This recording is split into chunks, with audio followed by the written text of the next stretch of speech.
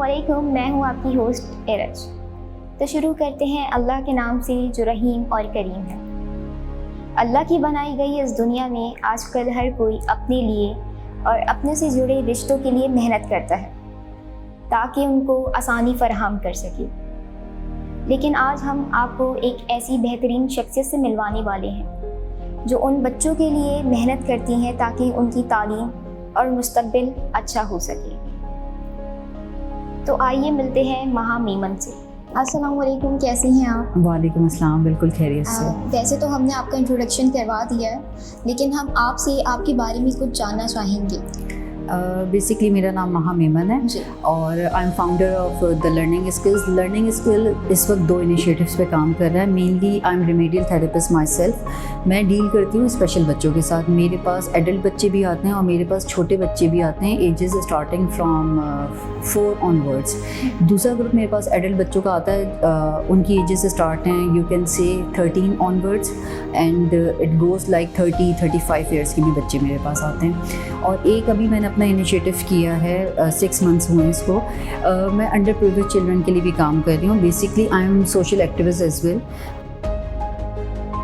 तो मैंने बहुत सारी जो NGOs हैं उनके लिए एज अ वॉलंटियर काम किया हुआ है। ज़्यादा मैंने, क्योंकि मेरा ताल्लुक़ एजुकेशन से है, तो एजुकेशन को लेकर जितना मैं कर सकती हूँ और जो सर्विसेज मैं दे सकती हूँ मैंने हमेशा कोशिश की कि दूँ। अब ये मेरा अपना एक इनिशिएटिव है, यहाँ की बॉस भी मैं हूँ और यहाँ की एम्प्लॉय भी मैं हूँ। तो हमेशा से मैंने सोचा था कि कभी अगर ज़िंदगी ने मुझे मौका दिया, मैं कुछ कर सकी, तो मैं इन बच्चों के लिए ज़रूर काम करूँगी, क्योंकि मुझे लगता है एजुकेशन एक ऐसा टूल है, अगर हम उसको टारगेट कर लें तो हमारी जो सोसाइटी के 90% प्रॉब्लम है वो सारे सॉल्व हो जाएंगे। ये तो आप कब से इस इदारे से मुंसलिक हैं? एक्चुअली इस इनिशिएटिव को अभी 2 साल हुए हैं।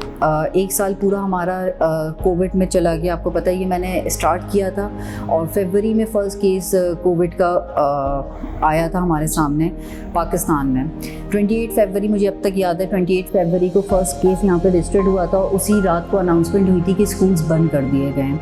अच्छा, अब ऐसा था कि मेरे पास बच्चे आते थे उस वक्त एक स्मॉल ग्रुप में।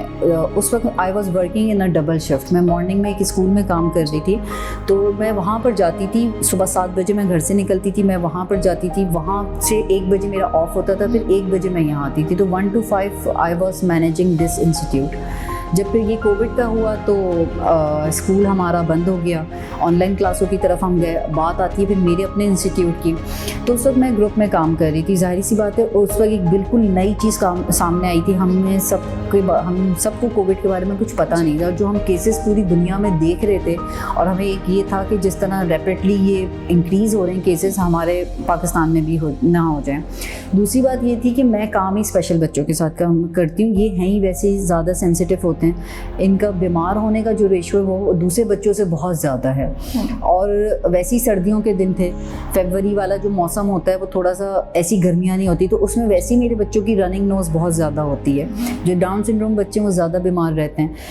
तो फिर ये हुआ कि समहाउ मार्च में फाइनली ये इंस्टीट्यूट मुझे बंद करना पड़ा और गुड 7 मंथ्स मैंने इस जगह का रेंट दिया और मुझे अच्छी तरह से याद है कि यहाँ पे कोई बच्चे नहीं आते। फिर हमने इसको, जाहिर सी बात है पेरेंट्स कब तक घर में रखते, फिर हमने दोबारा से स्टार्ट किया। 101 पे मैंने सेशन स्टार्ट किया। मैंने अपनी मेट को ऑफ दे दिया कि बच्चों के साथ किसी का इंटरेक्शन ना हो। I use to calm myself. एक वक्त में एक बच्चा आता था, एक आता था वो अपना सेशन पूरा 1.5 घंटे का कंप्लीट करता था, फिर दूसरा बच्चा आता था। इस तरह से दोबारा हमने इसको नॉर्मलाइज करना शुरू किया। अब अगेन अल्हम्दुलिल्लाह हम इसको ग्रुप में चला रहे हैं और मेरे पास 2 ग्रुप आते हैं। सुबह मेरे पास अंडर प्रिविलेज चिल्ड्रन आते हैं, उसके बाद जो है मेरे पास मेरे स्पेशल बच्चे आते हैं। 1 घंटा मैंने ऐसा रखा हुआ है क्योंकि जो स्पेशल बच्चे होते हैं उनके साथ मिंगल नॉर्मल बच्चे नहीं करते हैं। तो जो 1 घंटा है वो इस तरह से, जिसमें मेरे नॉर्मल चिल्ड्रन और ये डिफरेंटली एबल्ड चिल्ड्रन जो हैं ये सब आपस में मिंगल करते हैं। इनकी जो एक्टिविटीज़ होती हैं जिसमें जुम्बा स्पेशली, दे लव म्यूजिक।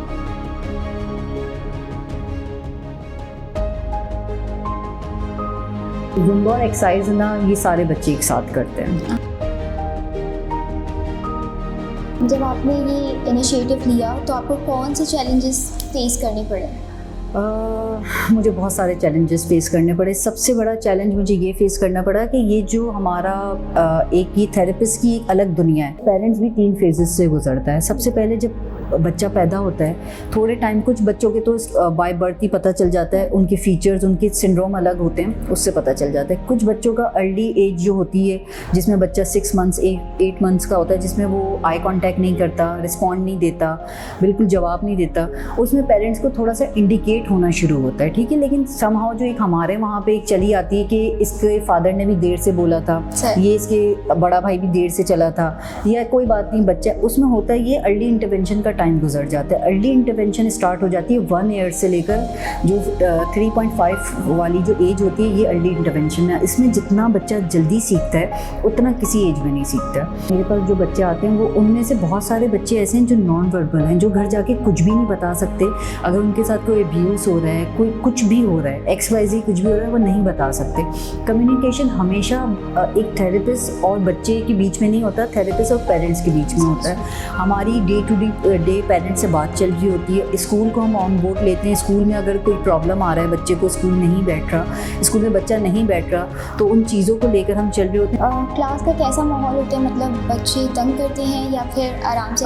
क्लास का हर दिन का एक अलग माहौल होता है, ठीक है। बच्चा अपने साथ कुछ ना कुछ पीछे से ले, कभी कभार दिन जो होते हैं बहुत हैपनिंग होते हैं, कभी कभार कुछ बच्चे को कुछ घर से ही कुछ ट्रिगर करके वो आ रहा होता है, उसको नहीं आना होता, या फॉर एग्जांपल बाहर वो इतना ज़्यादा हॉर्न सुन के आया है, ठीक है, कि अब तक वो हॉर्न उसके कान में बज रहा है, वो उसको ट्रिगर कर रहा है, वो उसको इरिटेट कर रहा है। यहाँ पर हमने आते ही और उसको यहाँ पे कुछ ऐसी बात मिल गई।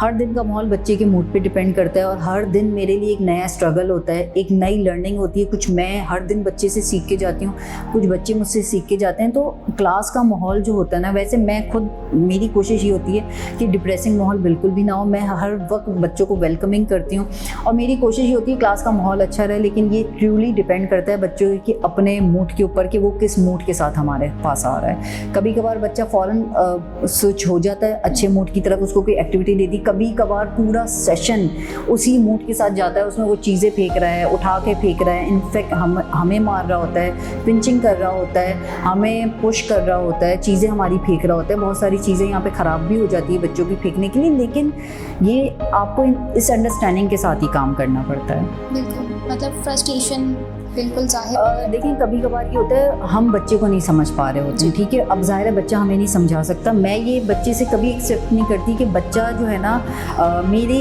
कहने पे वो चलेगा, मेरे कहने पे वो बाद में चलता है। पहले मुझे बच्चे को समझना पड़ता है, उसके क्या मूड स्विंग्स हैं, उसकी क्या डिमांड्स हैं, इमोशनली वो कहाँ वो करता है, उसकी सेंसरी इश्यूज़ तो नहीं बढ़े हुए। आजकल मौसम जब वेदर चेंज होता है, हमारे बच्चों के सेंसरी इश्यूज़ बढ़ जाते हैं। कभी कभार ये होता है कि बच्चे की स्लीपिंग प्रॉब्लम चल रहा होता है, उसकी जो है डिस्टर्ब स्लीप चल रही होती है, पूरी रात बच्चा सोया हुआ नहीं होता, कोई बच्चा उसको फिट्स आए हुए हैं, यू नो। तो ये इतना ज़्यादा ये सारी चीज़ें जिसको आपको अपने दिमाग में रखते हुए ना सारी चीज़ों से चलना होता है, उसके लिए सबसे बेस्ट वे ये होता है कि आप पेरेंट्स के साथ कम्युनिकेशन में रहें।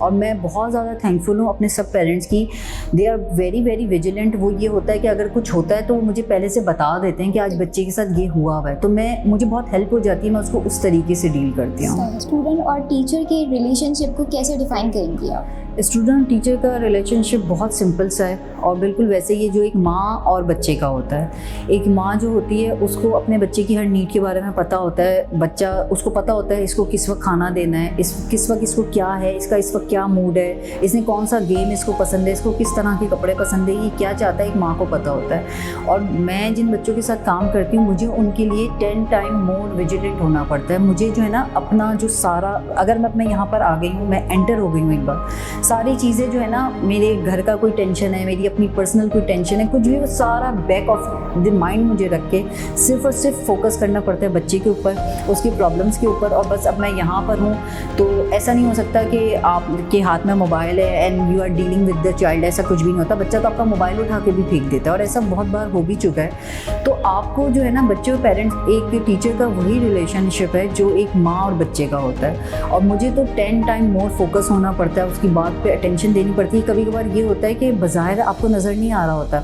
कि बच्चे को कुछ प्रॉब्लम है, वो काम कर रहा है कुछ भी, लेकिन अंदर ही अंदर वो रो रहा होता है। व्हेन आई सी कि ये मतलब वो शिवरिंग कर रहा होगा या कुछ होगा, मुझे फील हो जाता है कि बच्चा रो रहा है, तो मैं फिर सबसे पहले लाकर उसको पानी देती हूँ। तो इस तरह की छोटी छोटी हर दिन की हर एक अलग चीज़ होती है जिसमें जो है ना, और ये नहीं है कि यहाँ पर सबसे पहले मैं खुद इस अंडरस्टैंडिंग के साथ काम करती हूँ। इवन मैं अपने स्टाफ को भी बताती हूँ कि बहुत सारे मेरे बच्चे बीमार रहते हैं। एक मैं छोटी सी एग्जांपल दे रही हूँ, उनकी रनिंग नोज़ हो रही होती है। अब मैं अगर ये चीज़ खुद से नहीं करूँगी, ये चीज़ मेरी कभी टीचर भी नहीं करेगी, तो आई ऑलवेज जो उनकी नोज़ को वाइप करना होता है वो मैं खुद अपने हाथों से करती हूँ। अगर उनके कभी हैंड वॉश कराना है तो मैं खुद हैंड वॉश करा देती हूँ। उनको कभी जूते पहनने में प्रॉब्लम हो रहे हैं तो मैं खुद उनके साथ बैठ के उनको जूते पहना देती हूँ। इस तरह की छोटी छोटी बहुत सारी चीज़ें। मुझे पता है कि कुछ बच्चे जो हैं मेरे नहीं खा सकते हैं, उनको स्पून से उठाकर अभी वो सीख रहे हैं। पूरी पोरिंग नहीं कर सकते, खा नहीं सकते, ग्लास में पानी नहीं निकाल सकते, पोरिंग अनपोरिंग ये सारी चीज़ें नहीं कर सकते, तो ये सारे काम हम उनके लिए खुद करते हैं। तो ये बिल्कुल वही रिलेशन है जो एक माँ अपने बच्चे के साथ करती है, हम यहाँ पर उसी तरह से बच्चों को लेके चलते हैं। आपको क्या लगता है कि हमारी सोसाइटी इन बच्चों को किस तरीके से वेलकम करती है या नहीं करती है? वेलकम बिल्कुल नहीं करती है, करना चाहिए। लेकिन अभी मैं फिर भी ये कहूँगी कि अगर मैं 2 साल पहले देखूँ, इन 2 साल में सोशल मीडिया में और कुछ जो है हमारी यूथ जो है, मैं उसको कहती हूँ, अगर वो इनिशिएटिव्स ले रही है, लेकिन अगर वो ये करे ना, सबसे पहले तो मैं ये एक मैसेज छोटा सा जो हमारे नॉर्मल पेरेंट्स हैं उनके लिए देना चाहूँगी। वो क्या करते हैं, वो ही सबसे पहले अपने बच्चों को मना कर देते हैं। स्कूल मैनेजमेंट पे उनका इतना ज़्यादा प्रेशर होता है। वैसे ही मैं आपको एक बात बताऊं, हमारे पास यहाँ पे बहुत कम स्कूल्स हैं। मैं भी सिर्फ कराची की बात कर रही हूँ। बहुत बहुत लिमिटेड स्कूल हैं, और जो ज़्यादातर भी हैं वो क्लिफ्टन डिफेंस और गुलशन में 1-2 हो गए, इस तरह के स्कूल्स हैं जो नॉर्मल स्कूल्स हैं। और डिफरेंटली एबल बच्चों को, उसमें से भी जो नियर टू नॉर्मल बच्चे हैं जिनको सिर्फ लर्निंग डिफ़िकल्टीज़ हैं, या ऐसे सेटल बच्चे हैं जिनको आदत है बैठने की ग्रुप के साथ, उनको एडमिशन देते हैं। ठीक है, वो भी उनकी एक बहुत लॉन्ग लिस्ट है। उसमें भी आपको शेडो टीचर अलग से देनी पड़ती है। शेडो टीचर बच्चे के साथ जाती है। जिस दिन अगर टीचर ने समहाउ एब्सेंट हो गई तो बच्चे को घर बिठा लिया जाता है, क्योंकि स्कूल कहता है हम आपकी टीचर नहीं, हम बच्चे को नहीं केटर करेंगे। तो सबसे पहले तो मैं उन पेरेंट्स को ये मैसेज दूंगी जो नॉर्मल, अल्हम्दुलिल्लाह अल्लाह ताला ने आपको ये ब्लेसिंग दी है कि आपके घर में इस तरह का कोई चैलेंजिंग वाला बच्चा नहीं है, तो हमें वेलकम करने की इन बच्चों को ज़रूरत है। नॉर्मल बच्चों को चाहिए कि अपने बच्चों को प्लीज़ मना ना करें, लिमिटेड ना करें, स्कूल पे प्रेशर ना डालें कि ये इस बच्चे के साथ हमारे बच्चे को ना रखें, इस बच्चे को आपने क्लास में क्यों बिठाया हुआ है, ये तो बाकी बच्चों को ख़राब कर रहा है। प्लीज़ ऐसा ना करें, क्योंकि आज हम किसी के घर का तमाशा देख रहे हैं तो कल को ये हमारे घर में भी हो सकता है, क्योंकि इसका कोई रीज़न नहीं है। ठीक है ना, लोगों को जज करना छोड़ दें। एक पेरेंट्स आते हैं वो ये भी बोलते हैं कि कुछ लोग उनको ये कहते हैं कि तुमने कुछ ऐसा गुनाह किया कि तुम्हारे घर पे ये औलाद है। तो ये तो सिर्फ अल्लाह ने अपने हाथ में रखा हुआ है, हमें नहीं पता हमारी क्या बात अल्लाह को पसंद आ रही है और क्या बात उसको बुरी लग रही है। हम कोई नहीं होते ये जज करने के लिए, तो हमें भी इन चीज़ों से बाहर निकल जाना चाहिए। स्कूल को चाहिए कि प्लीज़ सिर्फ स्कूल में जगह ना दें, बच्चों को दिल में भी जगह दें। जब वो दिल में जगह देंगे तो कोई भी चीज़ें उनके लिए प्रॉब्लम नहीं रहेगी। ये सारी चीज़ें ना हमें सिर्फ और सिर्फ काइंड होने की ज़रूरत है। हम सब में जो है ना काइंडनेस की मिसिंग है, हम सब में हमदर्दी का जज्बा ख़त्म हो चुका है, और हम सब जो है ना बस एक चीज़ के पीछे भागे चले जा रहे हैं, सक्सेस के पीछे भागे चले जा रहे हैं। ऐसा हमें, और हमारी यूथ बहुत अच्छा काम कर सकती है इन बच्चों के लिए। अगर बहुत सारे बच्चों के अलावा एडल्ट्स भी हैं जो अब इंडिविजुअल हो चुके हैं, उसकी जिस तरह से हेल्प कर सकते हैं, कहीं पे उनको छोटा मोटा काम मिल सकता है, कुछ भी हो सकता है, इट कुड बी एनीथिंग। तो जिस तरह से भी हेल्प कर सकते हैं प्लीज़ हेल्प करें, सोसाइटी उनको वेलकम करें, तो इंशाल्लाह ये भी हमारी सोसाइटी का हिस्सा है। हमें इनको साथ लेकर चलना है, हमने इनको अलग करके नहीं चलना है। बहुत अच्छा लगा आपसे मिलकर। आप जैसे लोग ही हैं हमारे माशरे में जो हम जैसे लोगों के लिए या और लोगों के लिए मोटिवेशन है। तो आखिरी में आप क्या मैसेज देना चाहेंगी ऑडियंस को?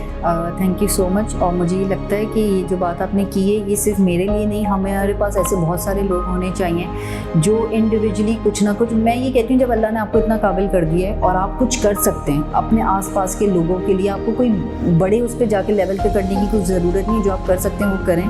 दूसरा, आपके भी वीडियो से मैं ये बात कहना चाहूँगी कि अगर इस वीडियो को देख कर कोई ऐसा डिज़र्विंग बच्चा है, आपके व्यूवर्स में से कोई भी ऐसा डिज़र्विंग बच्चा है जो कराची में रहता है, हमें ईज़िली आना वो कर सकता है, हमारे पास आ सकता है, हमें अप्रोच कर सकता है। तो प्लीज़ मेरा कॉन्टैक्ट नंबर और सारी डिटेल्स जो हैं मैं बिल्कुल शेयर कर दूँगी।